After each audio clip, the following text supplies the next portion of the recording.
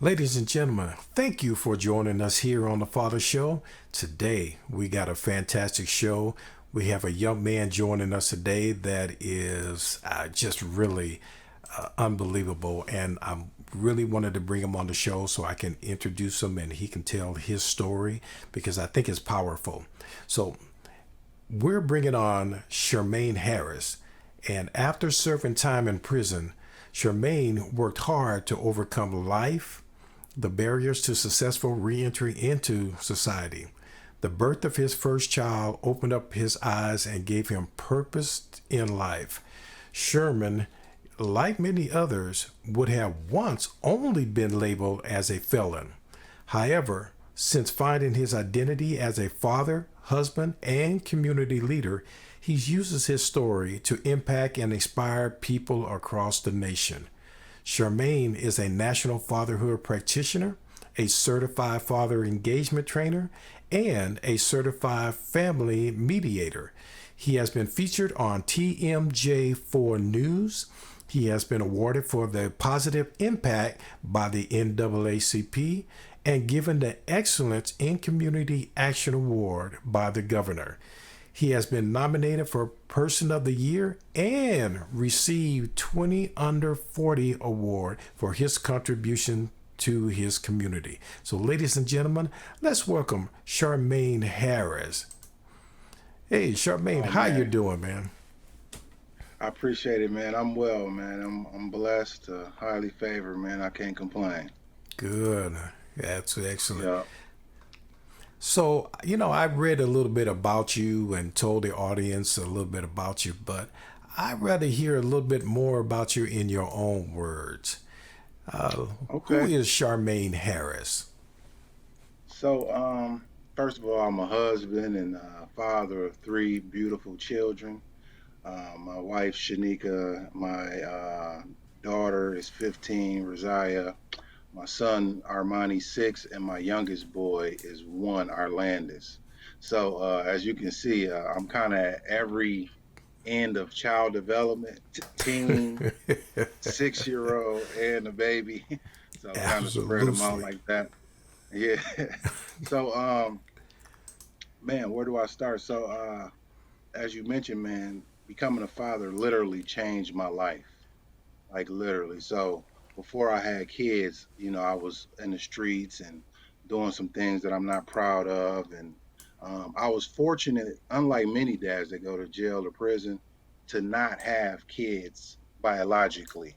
So let me set that up a little bit. My 15-year-old daughter is my stepdaughter. Hmm. It's my daughter, but I always throw that out there because I know there's many stepfathers out there, and it's I commend anybody that fills that void of a young male or female. But Right.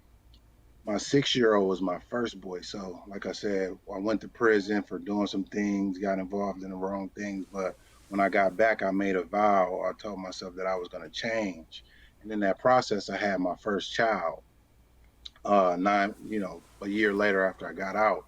Hmm. And after that, man, I was just like in awe, like, man, I'll be damned if I have my son coming to see me in behind bars or having to call me and I was just at that point where I wanted to break that cycle. And then my girl at the time, I'm like, I owe her, like we got to get married. So like things started happening in my life that, God started blessing me. So Hmm. the biggest part of it was I walked into this place called the WIC office. You familiar with WIC? Yes. Yeah, so women, infants, and children. So I came in there with my boy, and I was by myself. He was about 10 months at the time. And while I was there, I was approached by one of the staff members who told me they were doing this fatherhood thing. They were trying to get some men together to have like a focus group. Hmm. So I was super excited. Like I'm reading your latest TD Jakes books and Dr. Phil and all that. Like I'm like, let me know when and where. So I came out to the event, and after about 30 minutes in the event, we realized that I was the only guy that showed up. So it was two facilitators from another town coming to do a training, but I was the only guy that showed up. That's where my supervisor at the time walked in, or before she was my supervisor, she walked in and she was, visibly sad. And then I just let her know. I said, hey, I'm from Kenosha, Wisconsin. I know everybody here. Maybe you could allow me to volunteer and get some guys out. So, Mm-hmm. like, to my surprise, she let me volunteer. Like, despite the felony conviction, despite my background, I was able to volunteer. At the time, I was working at Red Robin, but I had some spare time. But to make a long story short, man, I hosted the event. And on the day of my event, I had over 25 guys in attendance, That's right? And great. so many of these guys were the guys that I used to run with in the streets, but they saw me making the transition. And they was like, I got to go check this out. It's no way possible that, Charmaine, they called me something else in the streets. They Uh-huh. called me something else in the streets at the time. Um, they were like, "There's no way he's making this change." So once the people of the agency saw that, I started corresponding with them back and forth via email about a job opportunity, and that's all I needed to hear was opportunity. And then, 6 months later, 7 months later, I was brought on part time as a fatherhood facilitator of the Nurturing Fathers program. Mm-hmm. Then I came on full time, and then in the first year, I had over 100 fathers go through the program. It was called Dedicated Dads. Mm-hmm. And so then things just really started opening up for me then. The judge that sentenced me to 5 years found out about my story. Um, Matter of fact, the DA found out about my story and brought me back to the judge that gave me 5 years. And they took me off parole 4 years early. I started getting all of Oh, these awards you just started mentioning, the NAACP Positive Impact Award, 20 under 40, all of these different things. And one of the ones I'm most proud of was I received a full ride scholarship to a local college here, in which I will be finishing my bachelor's in 2 weeks on oh, the man. 28th. Congratulations. So, yeah, that's pretty much me in a nutshell, man. I know I kind of rambled a little bit, but No, that's fine because, you said some good things in there, and this is what it's all about. We want to know who you are, and we want other men to see that just because you go to prison and you end up, being a felon, doesn't mean that you have to stay that way. So let yeah. me ask you. Now you got out and you was working for Red Robin. Was it hard for you to get a job as coming out of prison as a felon? Oh yeah, most definitely. Now it's not hard to get the job, right? Mm-hmm. The menial jobs, the low wage jobs, you know what I mean? Yeah. The issue is keeping it. And what many of us coming out have an issue with is we not used to that structure, and so we got this fight or flight mentality. So Mm-hmm. like many times I had like issues with coworkers and managers, but luckily I went through something called boot camp while I was in prison, a military-based program that shaved off 2 years of my time. So I got out early, but that prepared me to kind of handle some of that stuff, Mm-hmm. handle me knowing that like the sergeants in the boot camp, they got their job. I got mine. Their Yeah. job is to try to make me lose my stuff so I can get kicked out. My job is to not let them do that. Right. So when I was in the workforce, those same things happen. And if you're not equipped, if you're not able to handle it, you'll either lose it or you'll tell yourself, skip that job. I can go do something else and make money anyway. Yeah. So like, don't get me wrong. There's many barriers when it comes to getting a job as well. But I find that you'll get into like a temporary job, but once you get to that point where they want to bring you into the company, they'll run the background check, Mm-hmm. and then that's where you'll find yourself out of a job. So like they'll have a 90-day probation period, Right. and then now you reapply, and then now they review your stuff, and you can be the nicest worker there, you can be the best one there. That felony will determine if you can stay on or not. Depending on Yeah. what kind of charge it was. Yeah. Yeah. Now, do you have any suggestions for other men in regards to how they can overcome that? Yes. It's a mindset thing. And one thing in life that's for sure is change. Yes. And you have to change your mindset. So I always say, I think it was Inky Johnson, I heard say this. He say, how you view what you do determines how you do what you do. Mm-hmm. How you view what you do determines how you do what you do. So if you just telling yourself that I'm just here to work, or I'm this type of person and I'll never make it, you know what I mean? Mm-hmm. The society has these strongholds on me. Don't get me wrong, it's true, Yeah. but how you view it determines how you do it. So I started to tell myself, like, I'm a man, I'm a father, and I got kids to take care of. I got a legacy to leave. So one of my first goals, and so goal setting is very important. But one of my first goals was just to have that job for 1 year, so that when I apply for the next job, I would have something on my background and show that I'm willing to work. So you got to think it got to be a long game to it. So number one, Yeah. change your mindset, and view what you do differently, and then think about the long games. Don't think so that instant gratification. You know what I Mm-hmm. mean? We're gonna be around a while, Yeah. so you got to Let's think hope about so. the long game. Yeah. Yeah, hopefully. Yeah. Let's hope so. Yeah. And I think that's so important for guys to understand that you just can't blow off the handle. Yep. Just because something happened. Did they in the boot camp? Did they teach you how to handle anger?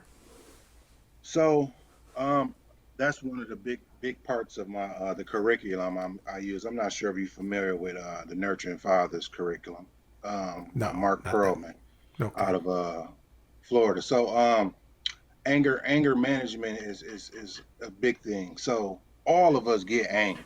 Right. Everybody get angry. Little kids get angry.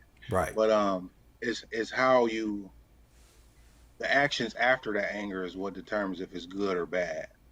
So while in boot camp, we did go through those different things, but the biggest anger management piece is, you got this sergeant barking in your face, Mm-hmm. get telling you to get on the ground and do push-ups.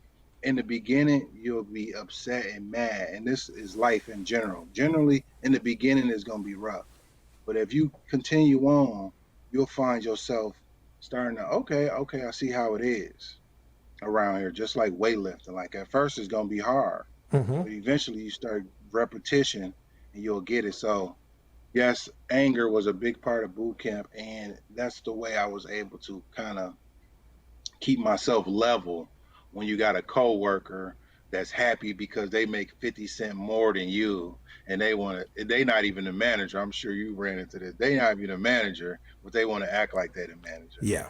And Yeah. you like, hold on, man. And so some of us might have this authority complex too, because we just got done being told what to do for 3 years, 2 years, Mm-hmm. whatever.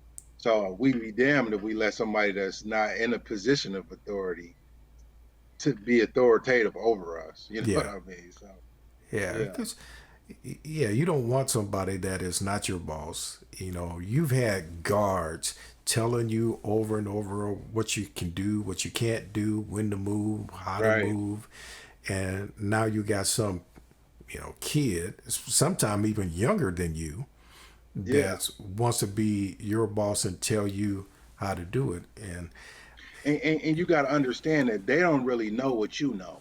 You know what I right. mean? And they're not going through what you're going. They're not on parole like you. Mm-hmm. They haven't been through this prison process like you. You got more to lose at every time. But also you got more life experiences, particularly if it's a younger person. Mm-hmm. Um, so like even with my daughter, teenager now, it's like you think you know, but you don't know. Yeah. So I had to tell myself, like, let me calm down a little bit, because I know you don't know, but we can act like you do know. So you might have to take that over to the workforce too sometime. Uh, Yeah. Yeah. So yeah, now you're in charge of, or you helped establish Dedicated Dads program, yeah. and is that just in Kenosha, or is it? So yep. So I recently transitioned. A lot happened with this whole COVID stuff and federal funding and budget cuts and things like that. Yeah. So I've recently branched out on my own. But I was doing the Dedicated Dads program for 5 years. And what's interesting about the Dedicated Dads program that I was running was it was operated out of the WIC office. And so with that, it was a strong emphasis on maternal health and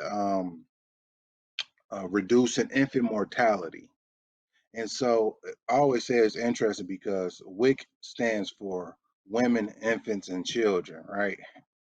What don't you hear in there? Dads. So No, and that's the one thing I don't like about WIC, is yeah, you got women, infant, and children. Okay, that's fine. But nothing is said about fathers and the importance of fathers. yeah. And So so we this particular program was ahead of the game on it because they was intentional about engaging fathers. hmm And so, like I told you with the story before, that's how I got involved because they had a fatherhood initiative. They recognized the problem, but I think to your point, back then, like when WIC was established, I think it was the 70s or whatever, maybe the war was taking men out of the country and later on, so they felt like they needed to establish something for the women, infants, and children yeah, because the man maybe was at work or in the war or he can go into prison stuff and all that, but that's a whole yeah, nother topic. But there is a need to revise and adjust, in which they was trying to do. So anyway, the big focus was infant mortality and maternal health. So the idea hmm was if I can get the information to both mom and dad, we can help the greater part of the family. And the crazy part was dads don't think they can come into the WIC office. hmm Dads don't think they can come into many social programs hmm because social programs, are heavily dominated by women. Great, it's a Now, great thing, do but you think that it's yeah, they don't think they can come, or just because they're a man, they don't want to come? it's a mixture of the two. I wouldn't say that they don't want to come. I mean, you have to be informed. Like, we businessmen, right? Mm, If the business isn't targeting you, the message isn't being sent to you, then you will think that you can't come in, and then subsequently you will tell yourself that I don't even want to come in. So yeah. like I was hungry in the beginning of my job process. Never done the work before, but I was hungry. I would go out to the cars and knock on the window like, "Hey man, you can come in here, right?" uh, and get the dads to come in and recruiting the father. So that's how I was able to get that 100 dads to go through in the first year because I was adamant about letting them know that there's a fatherhood program in town. And so that's what made us unique. We were one of the only WIC programs that was addressing it to this scale and implementing the program specifically for fathers. hmm So it was two separate funding sources. One was specific for WIC, and then we had to find outside funding for the fatherhood program. Yeah. So yeah, that's where I got my start. The dedicated dads. That I'll forever be a dedicated dads, but I'm rebranding right now. Okay. So I gave them that, and now I'm doing my own thing. But it's good. But that program is there, and it's there for men, and it's still Yep. going on. Yeah. So, Hmm. what advice can you give to men that are not a part of their child's life? Hmm. That's a good one. So that tends to be the population. So when you think about fathers, it's a bunch of categories of fathers. You know what I mean? Mm-hmm.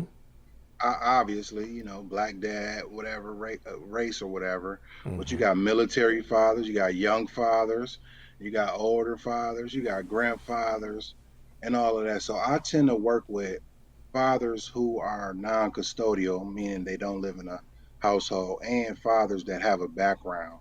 So I'm able to work with what's called the high risk population of fathers. Okay. And often I get dads who are not in their kids' lives and they not seeing their kids. Mm-hmm. Now, generally someone will say something like, do all you can do to get there. That's true, but I tend to try to get the dad to focus on himself, build himself up, because although you might want to go there and see your kid, you have to be in a mindset where you're prepared to handle things like a mom that doesn't want you to see the kid, Mm-hmm. or a core system that, you know what I mean, makes it Yeah. you out to look bad. And so, like, you can get started, but you can get crushed to the point where you really don't want even, then they start calling you a deadbeat dad when really that's not even a real thing, if you ask me. It's just a guy that isn't equipped, isn't prepared to have the kid in the first place. Yeah. So then, that don't mean he doesn't have the right to see his kid, but there's a process that he has to go through to be prepared and to enter the kid's life. And I'm not saying like they don't need no interaction with them, but just like I always say, it's a mindset thing where you have to be ready to have a child at first, and Mm-hmm. then also be equipped to handle some of those things when the relationship doesn't work out, because we Yeah. know that all they don't work out all the time. Yeah. Now, we know that, yeah, in, relationships don't always work, and, and moms can sometimes make it very difficult for dads to see the child, even if he really wants to, and even if he, Yeah. you know, is trying to get his stuff together or has his stuff together. Is it something that you could say to mothers that will let them know just how important a father is to a child? Because, we always hear a mom say, well, I can raise him by myself. I don't need you. And true, like I said, like I was telling you before we went on the air, I was a single dad for 11 years. I know, and people used to look at me like, I was an alien. Like, you're what? Hmm. How you do it? It's like you get up in the morning and you do it. It's not really complicated, but there is a price when a mother doesn't let a father be a part of their child's life. What do you think about that? From a relationship standpoint, I would say I understand it a little bit. Mm-hmm. Um, my mom was a, single mother, 5 children, 4 different dads. Mm-hmm. Uh, it wasn't until I got older that I began to understand her reasoning for spewing out the venom she said about my pops. Um, Now my dad was the only one that was active, so I my dad didn't come around fully until I was about 11 years old. Okay. So missed out on the early part. But during that process, my mom would say that some of the craziest things about my dad. Now he went to prison too, but got out, changed his life. He's a bishop now. Yeah. But he she he after he got himself together, one of the things I commend my mom was she would never not let me go with him, but Mm-hmm. it was just the transaction was bad. So to the mother, like, I understand it, you know what I mean, because I've seen my mom go through it, especially with the other dads. Mm-hmm. But you don't realize the long term impact on the child. We can't do it ourselves. Nobody can do it ourselves. Even though you're a single mother or a single father, you still not doing it by yourself completely. Right. Right. But in society, we have this individualism, this independentness that people would like to say that they are. Like, even the dads that I talked to got this self-made mentality. Like, I made myself. No, you didn't. We all had help Right. through the entire process. It can be your mom, all of us need each other. But the worst thing you can do for a child is alienate the other parent. Yeah. And so for the single dads, I rarely see that single dads do it. They don't necessarily alienate, but to the mom, the reason why I say I understand it, because there's an emotional attachment there. Mm-hmm. It's not so much the kid, it's more of the relationship before the kid. Yeah. And so some brothers are guilty of, in that moment, at one point y'all loved each other, and you told her how you love her and y'all was gonna get married, and live life happily ever after. But then the split came. So generally that separation is huge, like in the early process, which is the worst time because that's the most important time for child development. Mm-hmm. But mom is dealing with postpartum depression. The emotions, they just naturally more emotional than us. So to the mom, like, I want to tell you that I understand that, but at the same time, you got to get past that. Try to, what I mean, maybe therapy, counseling, Yeah. um, because now it's not about you no more. Once you have kids, now it's about the kids, and now it's about doing what you can to raise that kid the best way that you can. And so, like, when you think when you think about a seed, being planted or whatever in a garden, once the seed is planted, you want to nurture it, you want to water it, and cultivate it. You want to remove weeds away from it and all of that stuff. If you allow the separation of the dad, basically you're allowing that seed to grow with all of that, the weeds and the sun burning it too hot and the water is not being on it. Not saying that you can't cultivate it yourself, but there takes somebody else to do the watering, because sure, you're great soil, but you still need somebody to come and take care and tend the garden. And that's why I look at the family unit. Yeah. And you're right. They we need to make sure that we cultivate it and be a family, even if you're not together. You have to learn how to work together for the benefit of the child. Yeah, And and so and my, just to add a little bit, my thing is really because I work with younger couples. hmm So you got to realize I'm 30. I'm 32 in September. okay. Um, I work with a younger population, so that's where my mind frame is coming from. So it'd be a little bit different if you older and like your kids is teens already, and hmm you still holding on to some of this stuff from the 90s. like like that ain't cool. You know what I mean? Like Yeah. you really got to get over that. And a lot of it because the man has moved on and maybe remarried or whatever, and she hasn't. Like, that's toxic now. You know what I mean? Now you're Yeah. just being vindictive. Now you taking advantage of the courts and using weaponizing the court, which I've seen it done before. Oh yeah. Um, it's a little bit different. Like, as you start to get more mature, and you should know better by now. Now it's just you trying to spite somebody. You want to see somebody do bad. So, like, hmm I deal with older fathers sometimes, that deal with divorce and all of that, and that seems to be the case. Like, when they still going through custody and the kid is 14, 15. Like, come on, hmm he got to say in it now. Like, he want Yeah. to go with dad, and you tell him he can't go with dad, Yeah. or she can go with dad. That's where the social things start happening to the kid, where they get confused, and now when they get in a relationship, it's a continuous cycle. Now they see that's how relationships are supposed to be, and they start to pass that stuff down through their generation. Yeah. So, if you were to name this chapter in your life, what would it be? Hmm,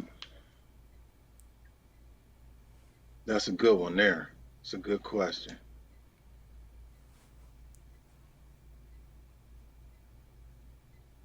Becoming, it will start with something like becoming, because Okay. even though I've grown, I'm starting to become. No, I became a leader already. Um, Establishing the legacy. Okay. That's a bit. That'll be it. So, like, I did a lot of work with the fatherhood stuff.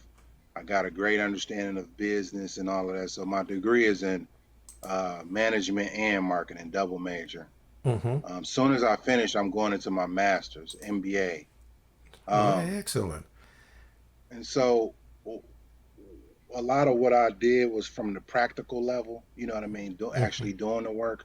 hmm Now I'm thinking about how do I build something where it's more than just me doing it, but we got a whole team of fathers doing it.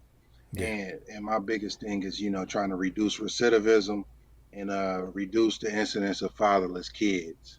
And so Okay. now it's time to build the platform. So that'd be the combination of the chapters: establishing a legacy or building the platform. Okay. Because it's not about you. Yeah. No Right. true, there's no true success without a successor. Yeah. So, and now it's time to start getting those other Sharmain Harrises coming out. Mm-hmm. Like, look, we got something for you, your father, or even if you're not, let's start building a legacy around here. Now, are you reaching back and getting and talking with other felons or other men or young men that coming out of prison? So yeah, interesting. You asked that. I got a working relationship with the district attorney here in town, the Mm-hmm. DA. So before he was the DA, he handled all of like the violent cases. And so like throughout the prisons, like if you hear his name Mike Gravely. It's like you might as well go pack your bags and get ready to stay here for a long time. Like this dude don't lose cases. I don't care if you got a lawyer or not. But now he's a district attorney, and you got to be you're a leader now. So now you Yeah. got to be a more level. Um, so we have a working relationship, and we're working on projects to engage more guys coming out of prison, some reentry stuff. I also have a working relationship with the child support department here. Okay. I've done trainings, all throughout the state um, to social service providers on how to engage fathers in their services. Mm-hmm. Um, I was doing a bunch of them before COVID happening, but the idea is if I can equip them to reach the dads, I'm reaching. And then at the same time, as I develop myself on social media platforms, Facebook, Instagram, whatever, people hear my story and they inbox me. They want to know. I'll take the time to go and talk to somebody, Mm-hmm. especially if they just got out and they at that point where it's like, man, skip this, man. This PO want me to do X, Y, and Z. Yeah. Skip her. I gotta pay this much, and I'd rather just take the easy way out. I just have to Yeah. remind them, like, bruh, you just went through everything you went through, and like, especially if I know I'm from the streets, like I know you from the streets. Mm-hmm. You've been shot at. Like people tried to kill you. People try to take you out. You try to take people out. You went through prison and went through some of the same things inside, like not like stuff you see on gangland, particularly in Wisconsin, but you had battles and stuff like that. Mm-hmm. And now you mean to tell me that you get to this part and this where you want to buckle, this where you want to crumble? You know what I mean? This the Yeah. easy part. You didn't Yeah. went through the hard stuff already. You Yeah. know what I mean? That stuff was hard. Sitting in that dorm 3 in the morning, and all you doing is your thoughts eating you up because you know you had more potential, only Mm-hmm. for you to get to this point, and because it's another human, somebody that does can affect your life, but at the same time, you went through all of that. Like you built the capacity to handle tougher things, Mm-hmm. but now you want to buckle. That's Yeah. that's where I really get them. Like, look, then they start thinking like, yeah, that ain't nothing. You know what I mean? I can handle this. You know what I mean? So I'm more of like an inspire, like motivate you, because I can sit up and try to complain about all the things, and I do that. I do do my advocacy and stuff, but Mm-hmm. there's a inner being in you that you must have. And man, this book just I'm sitting here looking at this book. If anybody read Booker T. Washington, Hmm. Up from Slavery, Mm-hmm.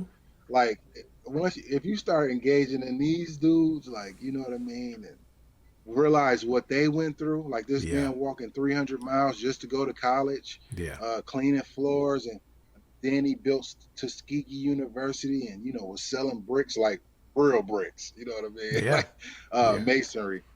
Like when you start to know who you are, and you start to realize the people that came before you, then those little things will just be like nothing to you.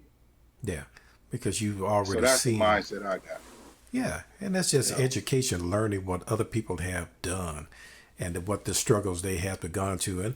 And that's one reason I wanted to have you on the show, because I wanted other yeah, men to see that there's a man that has gone through it. There's a man that knows. You can't tell him, he can tell Yeah, you exactly what is going on, yeah, and you can and, still overcome.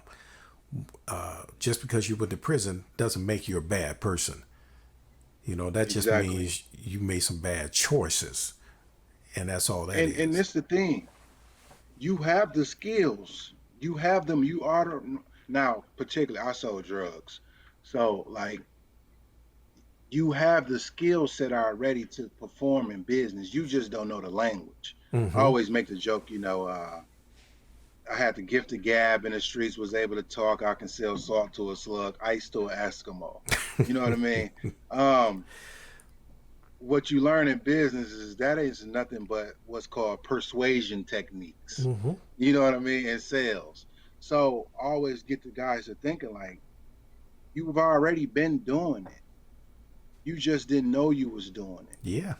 But now you gotta take what you were doing and do it legally and use your skills. This is why I'm able to navigate the way I do because I was doing it already, but I was just harming people and I don't justify any of my actions, but I didn't get rid of that.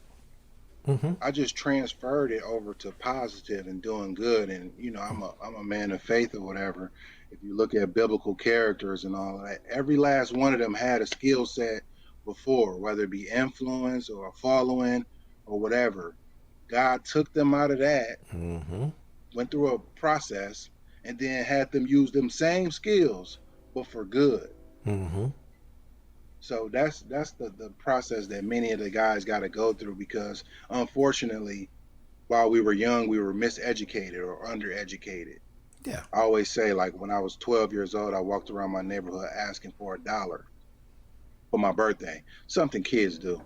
And one of the guys, he didn't give me $1, but he gave me a bag of crack cocaine. Mm. And he said, stop asking people for money. This is how you make money. Mm-hmm. In hindsight, I'm thinking, so like I didn't start selling right then and there, but it planted a seed. And later on, I started Mm-hmm. doing it after high school, after I graduated. But what if when I went around asking for dollars, somebody said, come wash my car, come clean my garage, come cut my grass, come shovel my snow? My mindset on how to make money would have been different. So Yeah. like for the other men watching this, if you are in that position where little boys are looking up to you, you got to be intentional about going back and providing those opportunities for them at an early age. Like you and I know, 9, 10, Mm-hmm. Mm-hmm. like right before middle school. You right, that's the prime time to catch them because when they get 17, 18, they ain't trying to hear nothing you trying to Yeah. say. And the men, we have to understand. You might not think the kids are looking up to you in your neighborhood, but they are. They're Exactly. watching what you're doing and they're looking up to you and they're modeling you. So you're always an example and you're always, in your sense, a leader because you have people Yep. watching you. You have people that are following you. And as men, we have to understand that and we need to know that. Yeah. We Yeah. not only fathers to our children, but we fathers to kids in the community. Yeah. And so the guy that told me about the gave me the crack cocaine, it wasn't that he was my dad, but he was a father figure. Mm-hmm. It was a somebody that we consider family, the community. Mm-hmm. So this is the thing. There needs to be more positive role models, and now you don't necessarily have to be there in the community. We have an online community, so now you're more accessible. Yeah. So often I get little kids adding me because they heard about me on YouTube or Facebook or their parents told them about me. Mm-hmm. I accept those friend requests so that they can be exposed to all this motivation and videos and stuff that I'm putting out, and then they be willing to engage. And now you show them how to, do whatever you're doing, so that they can avoid. And they got way Yeah. more opportunities than we had now. Yeah. So it's yeah something that got to be said. Yeah. So, that's going to have to be our show for today. And man, I have really enjoyed having you on the show and you bringing your knowledge and your experience to our audience. So, but how can our guests or audience get in touch with you? So The first way, two ways. All of my social media is Sharmain Harris, as you see on the screen, or as you see my name there. Also, you can go to charmaineharris.com, YouTube Sharmain Harris. But for the fathers, I'm building something new. It's called the Fatherhood Franchise. And so when you think about a franchise, the McDonald's, the Wing Stops, or whatever, they build a blueprint and they give it off to people who want to become a franchisee, and they're able to set up based off a blueprint. What I'm trying to do is build a blueprint for fathers and give you this packet, give you this system that you can take. So I have a private Facebook group called the Fatherhood Franchise, and you'll have access to daily content. But you can find me on social media at Charmaine Harris, Twitter, Instagram, LinkedIn. What's the other one? Facebook. Okay. Well, good. I Yeah. really hope that men get out there and find you and get in touch with you that needs your help or uh, just your experience and be able to motivate them to do better and to know that they can also overcome whatever obstacles that they have in life. Mhm. So I really want to thank you, man, for being on the show, and thank you for what you're doing. And and getting your degree, man, that is excellent. Good luck with that. Oh man. Congratulations.